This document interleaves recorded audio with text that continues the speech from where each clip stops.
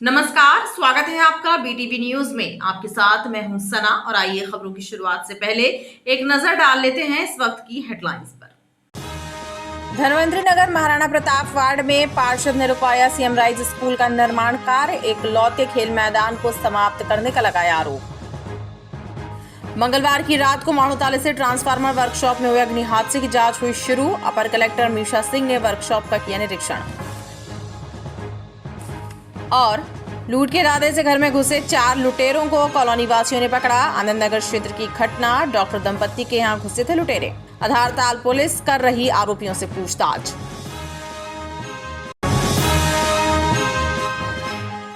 Maharana Pratap ward के पार्षद ने धनवंतरी नगर बट्टा दादा मैदान में बन रहे सीएम राइज स्कूल निर्माण का कार्य बंद करा दिया है।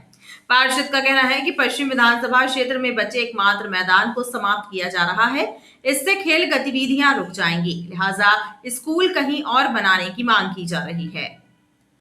धनवंतरी नगर बट्टा दादा मैदान में बन रहे सीएम राइज स्कूल का कार्य क्षेत्रीय लोगों एवं पार्षद ने रुकवा दिया है। पार्षद का कहना है कि पश्चिम विधानसभा क्षेत्र में बचे इकलौते मैदान को समाप्त किया जा रहा है, इससे खेल गतिविधियां बंद हो जाएंगी। ये मैदान खेल और सामाजिक एवं धार्मिक गतिविधियों का केंद्र रहता है। पक्का निर्माण हो जाने के कारण तमाम आयोजनों पर विराम लग जाएगा, लिहाजा स्कूल को अन्य स्थान पर बनाया जाए। हाथ जोड़ के विनम्रता पूर्वक आग्रह कर लिया। भैया हमें अनुमति मिले, हम आपके पहले अब बात करना, उसके बाद काम चालू करना। लगाओ, हाँ, उनसे बात कर लो, आप क्षेत्रीय लोग हैं, उनसे बात कर नंबर ले लिया। सीएम राइज स्कूल इस मैदान में बनने के कारण ये मैदान हाथ से चला जाएगा और यहाँ क्षेत्र में इस विधानसभा में कोई भी मैदान शेष नहीं रह जाएगा। इसलिए आज यहाँ आकर हम सभी साथियों ने यहाँ काम बंद कराया और इनसे आग्रह किया कि पीछे जो भूमि पड़ी है उस भूमि का आप उपयोग करते हुए पीछे तरफ बनाइए, मगर इसका इतना विस्तार मत करिए कि ये ग्राउंड जो है वो क्षतिग्रस्त हो जाए। बहरहाल सीएम राइज स्कूल केंद्र और राज्य सरकार की शिक्षा नीति का हिस्सा है और सरकार की मंशा पर इनके भवनों का निर्माण हो रहा है। पार्षद द्वारा सीएम राइज स्कूल का निर्माण कार्य बंद कराना कितना उचित और कितना अनुचित है, ये बात तो पार्षद महोदय जाने, लेकिन पार्षद के इस कदम से क्षेत्र में बवाल मचा है। पूर्व विधानसभा क्षेत्र में कांग्रेस कार्यकर्ता 1 मार्च का दिन मानव सेवा संकल्प दिवस के रूप में मनाते हैं। कांग्रेस कार्यकर्ताओं ने पत्रकारों से चर्चा करते हुए बताया कि इस दिन बाई का बगीचा सामुदायिक भवन में निःशुल्क स्वास्थ्य शिविर का आयोजन किया जाएगा। कांग्रेस कार्यकर्ताओं ने बताया कि प्रतिवर्ष अनुसार इस वर्ष भी 1 मार्च को पूर्व विधानसभा क्षेत्र में विशाल निःशुल्क स्वास्थ्य शिविर का आयोजन किया जाने वाला है, जिसमें दंत रोग, स्त्री रोग, नाक कान गला रोग एवं अस्थि रोग विशेषज्ञ मौजूद रहेंगे। पैथोलॉजी सुविधाओं के साथ दवा का मुफ्त वितरण भी कराया जाएगा ताकि ज्यादा से ज्यादा लोगों को इसका लाभ प्राप्त हो सके।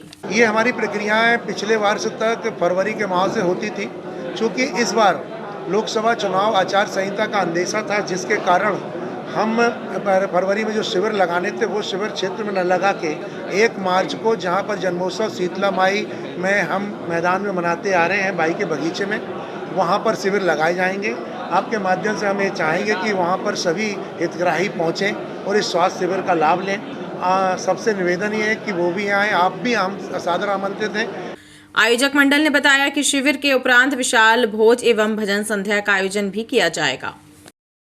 मॉडल स्कूल में 28 फरवरी को विज्ञान दिवस मनाया गया। इस दौरान प्रश्न मंच, विज्ञान नाटिका सहित कई आयोजन हुए, जिसमें छात्र छात्राओं ने उत्साहपूर्वक हिस्सा लिया। भारत के महान वैज्ञानिक सीवी रमन के जन्म दिवस को विज्ञान दिवस के रूप में मनाया जाता है। भारत के महान वैज्ञानिक और नोबेल पुरस्कार विजेता डॉक्टर सीवी रमन के जन्मदिवस को राष्ट्रीय विज्ञान दिवस के रूप में मनाया जाता है, लिहाजा स्कूल में विशेष रूप से इसका आयोजन होता है। इसी कड़ी में मॉडल स्कूल में राष्ट्रीय विज्ञान दिवस उत्साहपूर्वक मनाया गया। इसमें प्रश्न मंच, विज्ञान नाटिका सहित कई कार्यक्रम आयोजित हुए, जिनमें छात्र छात्राओं ने उत्साहपूर्वक हिस्सा लिया। 15 सेकंड का टाइम है आपके पास।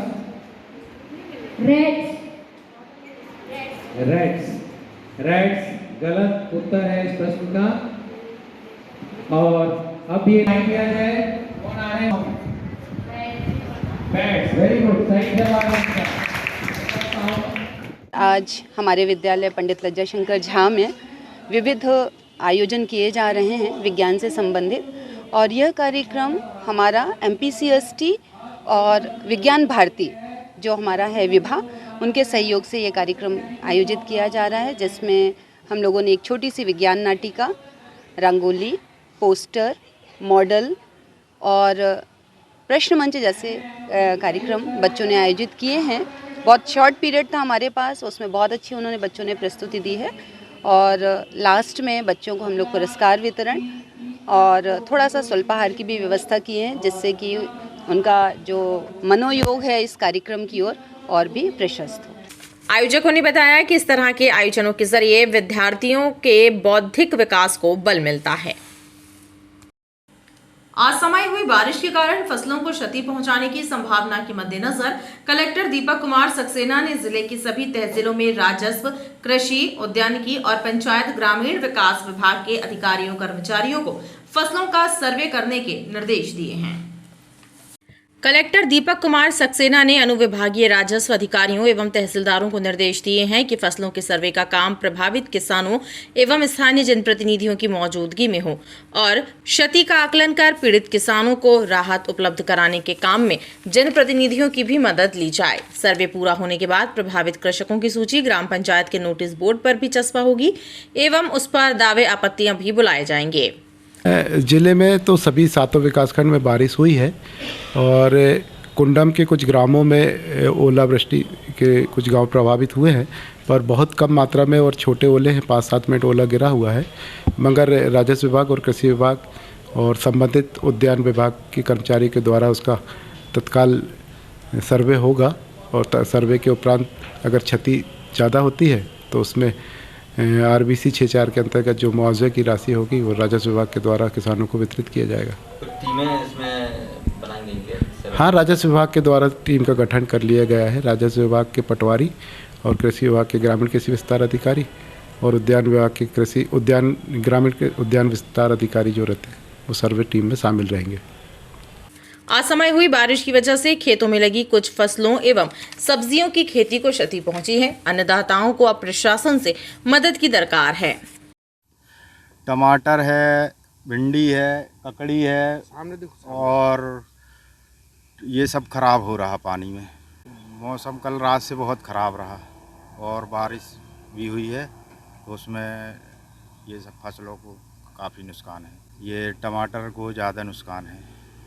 गेहूं वगैरह के लिए तो खैर अभी गेहूं के लिए फ़ायदा ही है, लेकिन बाकी फसलों के लिए काफ़ी नुकसानदायक है। ये सरकार को बिल्कुल RI पटवारी है जैसे कलेक्टर है, इनको खेतों में आना चाहिए और देखना चाहिए कि किसानों का क्या क्या नुकसान हुआ है और उनका पूरा नहीं तो मतलब आधा मुआवजा देना चाहिए। कृषकों के अनुसार फसलों को हुए नुकसान में उचित मुआवजा दिए जाने का काम जिला प्रशासन द्वारा जल्द से जल्द किया जाना चाहिए।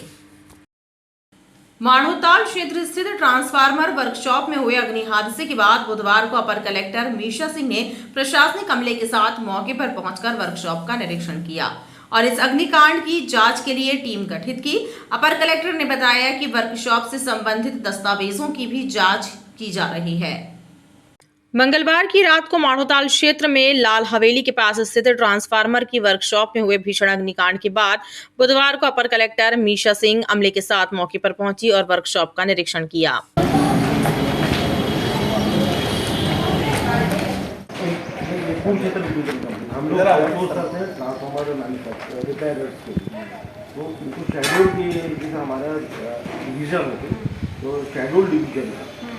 रेट कॉन्ट्रैक्ट में ये आपने बताया नॉट वेरीफाइड भाई नहीं, ठीक है, मैं अभी आपको मैडम। अपर कलेक्टर मीशा सिंह ने बताया कि अंतरिम पंचनामा तहसीलदार द्वारा बनाया गया है, जिसमें उल्लेख है कि वर्कशॉप शाम 4 बजे तक चालू रहता है और घटना रात को हुई है। हालांकि इसकी जांच के लिए टीम गठित की गई है जो वर्कशॉप के लाइसेंस एवं परमिशन समेत अन्य दस्तावेजों की जाँच कर रही है। उन्होंने बताया कि इस पूरे घटनाक्रम की जांच की जा रही है और यदि इसमें अनियमितता पाई जाएगी तो वैधानिक कार्यवाही होगी। एक इंटरिम जांच पंचनामा जो है तहसीलदार की तरफ से बन करके जा चुका है, जिसमें पता लगा है कि वर्कशॉप जो है 4 बजे तक कार्यरत रहती है। ये करीब विस्फोट रात में 8:30 बजे हुआ है। उसका एग्जैक्ट कॉज के लिए हम लोग ने इंडस्ट्रियल सेफ्टी से और इंजीनियरिंग इलेक्ट्रिकल विभाग से लोगों को बुला लिया है। एक जॉइंट रिपोर्ट के लिए यहाँ पे टीम गठित कर दी गई है, जिसमें हमारे SC MP भी होंगे, साथ में नगर निगम के, रेवेन्यू के, पुलिस के और इंडस्ट्रियल सेफ्टी के अधिकारी भी इसमें होने वाले हैं। बताया ये जा रहा है कि यहाँ पे जो रिपेयर वर्क चलता था वो ट्रांसफार्मर्स का रिपेयर वर्क था, जो कि इनको शहडोल से जो ट्रांसफार्मर्स आए थे उसका रिपेयरिंग वर्क था। टोटल 17 यहाँ पे हम लोगों ने देखे हैं ट्रांसफार्मर्स रखे हुए थे, उन्हीं में जो है आग लगने के कारण से ये हुआ है। और चूँकि यहाँ पे कुछ गैस सिलेंडर्स भी रखे हुए थे जो कि ऑक्सीजन के सिलेंडर्स थे, फायर एक्सटिंग्विशर्स थे, वो ब्लास्ट की वजह से आगे रिहायशी इलाकों में जा कर के गिर गए थे। तो जो एक जॉइंट रिपोर्ट इसमें बन करके आएगी उसके बाद ही हम लोग देख पाएंगे। लाइसेंस जो जारी करे गए हैं, जो परमिशंस जारी करे गए हैं, उनको भी एक बार हम लोग चेक कर रहे हैं कि उनके कंप्लायंसेस जो यहाँ पे करे जा रहे थे कि नहीं, उसको हमें देखना है। वर्कशॉप के ओनर भी यहाँ पे मौजूद हैं, तो जो भी और भी रिक्वायरमेंट्स होंगी हम लोग लेकर के रिपोर्ट में आपको बता देंगे। देखा गया कि रहवासी क्षेत्र और यहाँ पे ऐसी फैक्ट्री संचालित हो रही है, लोगों को जान मान का भी खतरा बना है और बना रहेगा। इसमें कहीं ना कहीं प्रशासनिक तंत्र भी दोषी माना जाएगा अगर मान ली किसी की इसमें दुर्घटना या मौत हो जाती, तो उसके लिए आप लोगों ने क्या कदम उठाए हैं? जो हम लोगों ने यहाँ पे लाइसेंसेस जारी हुए, चूँकि नगर निगम से होते हैं, वर्क परमिट जो जारी हो रही नगर निगम से हो रही हैं, और इंडस्ट्रियल सेफ्टी के बेस में परमिशंस लगती हैं। चूँकि ये रिहायशी इलाका जो है 7-8 साल में उठ करके आया है, ये बताया जा रहा है कि वर्क परमिशन इससे पहले जारी हुई थी। डॉक्यूमेंट्स को एक बार देख करके इसमें हम लोग आप एक आगे कमेंट कर पाएंगे। यदि इस चीज़ की हम लोगों ने जानकारी होने के बाद भी परमिशंस बिना किसी सुरक्षा नियमों के हम लोगों ने दी है, तो उस पर संबंधित कार्यवाही के लिए भी बोला जाएगा। बाइक सवार लुटेरे ने सीमेंट लोहा के व्यापारी का 2.5 लाख रुपए से भरा बैग लूट लिया। यह घटना विकास नगर क्षेत्र की है। पुलिस को अभी लुटेरे का सुराग नहीं मिल सका है। बहरहाल पुलिस CCTV कैमरों के फुटेज खंगाल रही है। विजयनगर थाना अंतर्गत विकास नगर में रहने वाले व्यापारी विनोद चौबे के साथ घर के पास में ही 2.5 लाख रुपए की लूट की गई। विनोद चौबे ने बताया कि माणोताल में उनकी शॉप है और रोजाना की तरह वो शॉप बंद करके घर लौट रहे थे। उसी दौरान घर के पास बाइक सवार लुटेरे ने रुपयों से भरा बैग लूट लिया और फरार हो गया। अपने शॉप हमारा है, उससे हम आ रहे थे, तो आते ही साथ हमने गेट पे गाड़ी लगाई और गेट खोला। जैसे ही हमने गेट खोला और अंदर आने की कोशिश करी, पीछे से एक लड़का आके हमारे बैग को छीन के और अचानक भाग गया। हम उसके पीछे भागे लेकिन वो पकड़ में नहीं आया। लगभग कितने बजे की घटना है? ये लगभग 9:20 तो कितने लोग होंगे उस समय? सामने तो जब हमसे बैग छीन के गया था एक ही था, लेकिन जब अपन ने CC कैमरे देखे थे तो फिर 2 लोग दिख रहे थे उसमें। व्यापारी की शिकायत पर विजयनगर पुलिस के द्वारा जांच शुरू की गई है। हालांकि लुटेरे का अभी तक कोई सुराग नहीं मिला है। गाड़ी जो उनकी एक्टिवा थी उसको गेट के सामने खड़ी करके और दरवाजा गेट का खोल रहे थे। उसी दौरान एक अज्ञात लड़का जिसकी उम्र 20-22 साल की रही होगी, वो आया और उनकी एक्टिवा गाड़ी से जो स्लेटी रंग का बैग था जिसमें दुकान बिक्री का पैसा करीब 2 से 2.5 लाख रुपए था, उसको लेकर वसला पैराडाइज वाली रोड में भाग गया था। उस सूचना पर हमारे द्वारा थाना विजयनगर में धारा 379 चोरी का अपराध पंजीबद्ध किया गया है।